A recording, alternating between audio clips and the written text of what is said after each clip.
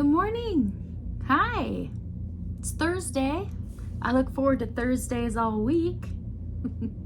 Thursdays are my day off of work, my weekday day off. Sometimes I work some crazy hours and on call, so it's very important that I get a regular day to look forward to. So, probably have a lot of chores to do today. We're not here to talk about that. We're here to visit about the yarny goodness in my life and in your life. Leave me a comment, really. This whole visiting thing is all about interacting with you people. 305 yarny friends. I never thought I'd be lucky enough to have 300 plus yarn friends. I want to hear what yarn is on your hook or your needles or your loom or your spinning wheel today. What are you doing? All 305 of you, chime in below.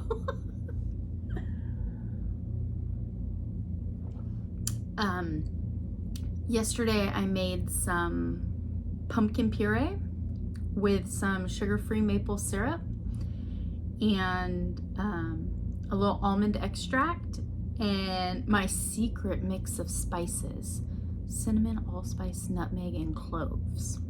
A little heavy on the clove, but I like that. And I put a couple spoonfuls in it when I brew the coffee. Makes it like that thick, not too thick. It thickens the coffee. And then I put my splash of heavy whipping cream in there. It's fall. But I got some other things going on. So on the yarn crawl, let's just start with the newest whip first, right? We'll descend.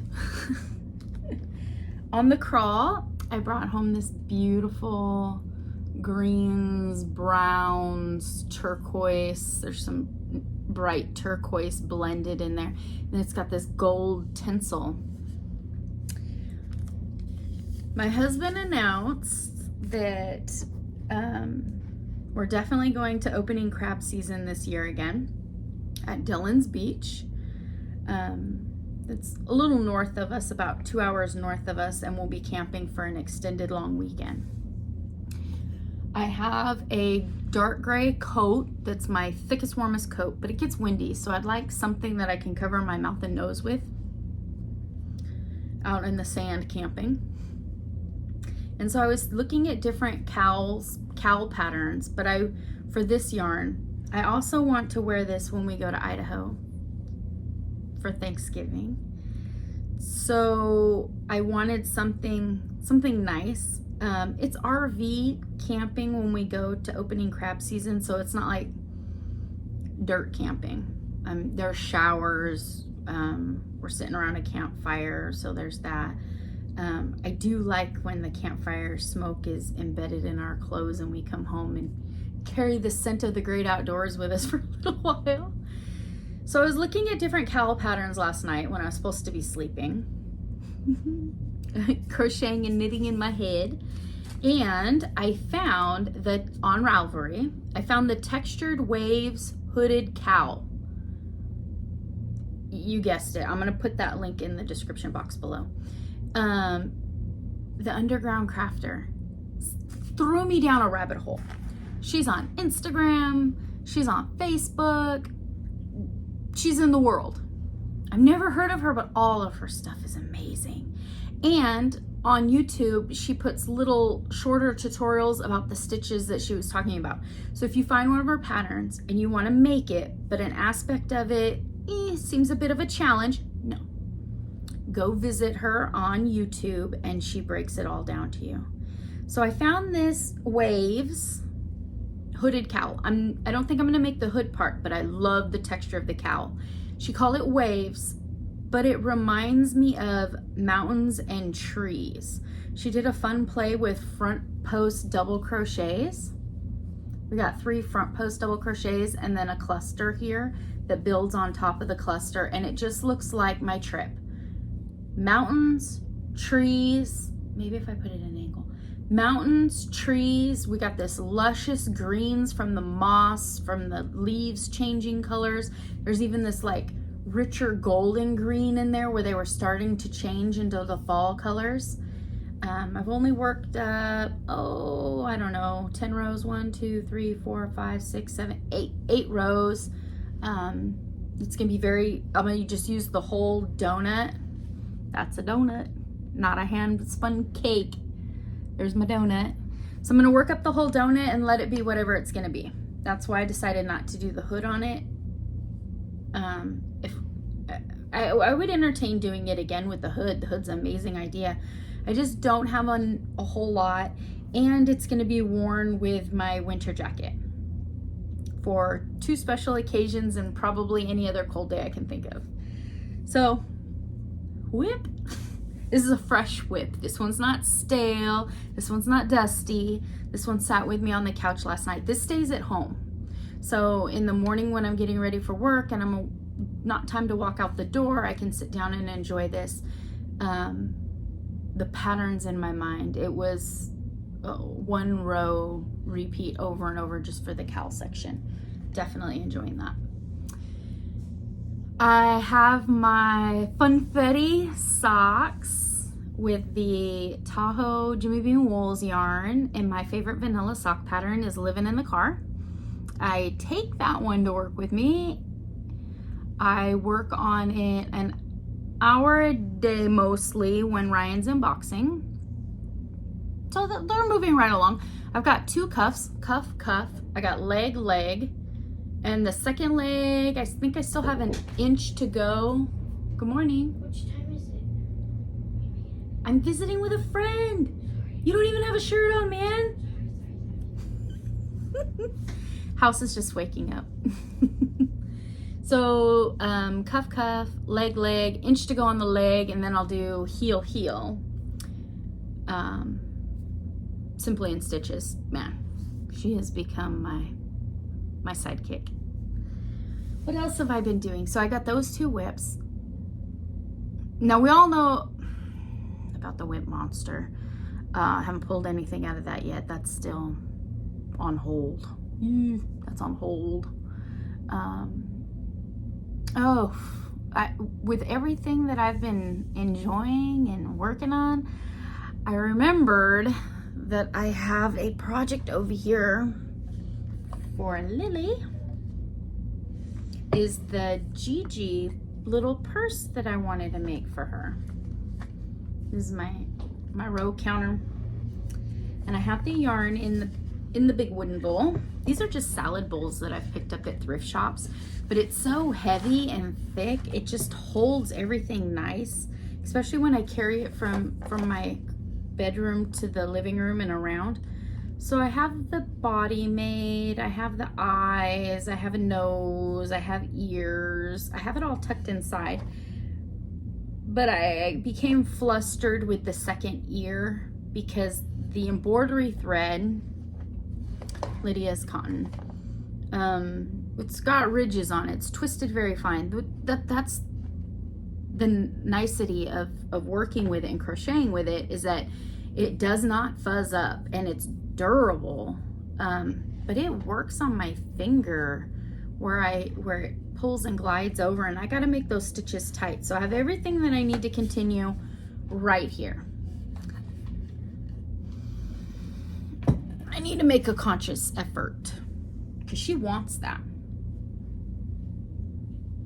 When your grumpy teenager wants you to make something and you make it for them and you see that slight smile on their face, every second of it's worth it. A glimpse of my old baby. She don't want to hear all that. So that's the three main projects I'm working on. Got those 3. And then maybe we should discuss the elephant in the room.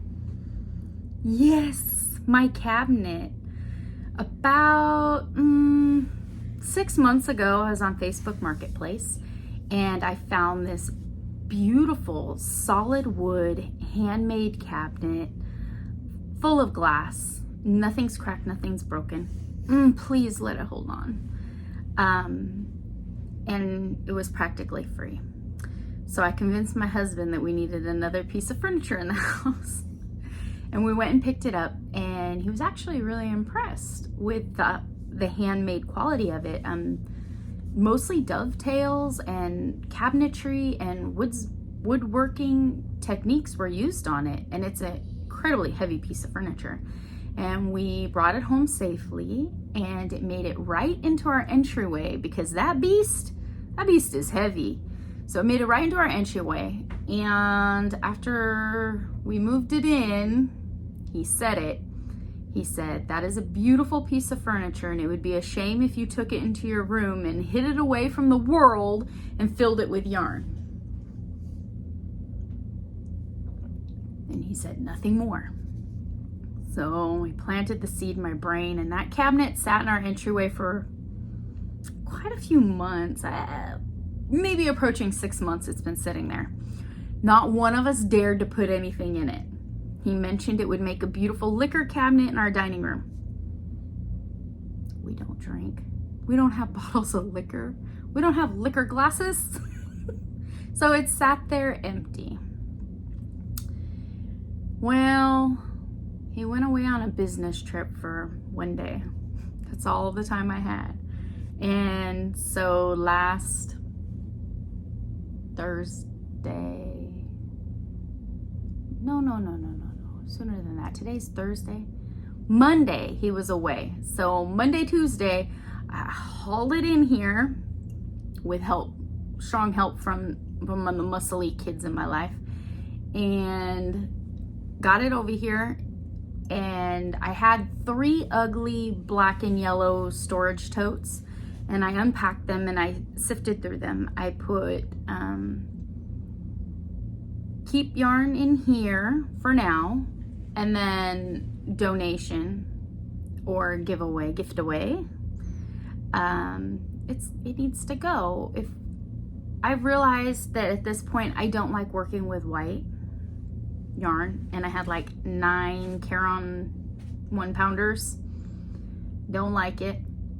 I think it always looks, in my humble opinion, it looks dingy after it's washed even once. It doesn't stay crisp. I don't care for it. I'd rather use a cream or a brown or a beige or a khaki or anything else. So because I'm not going to use it, I might as well get rid of it. And I had a huge abundance of red. Just red heart super saver, but it was color red. And I was thinking, maybe at one point I was thinking of that peppermint spiral blanket.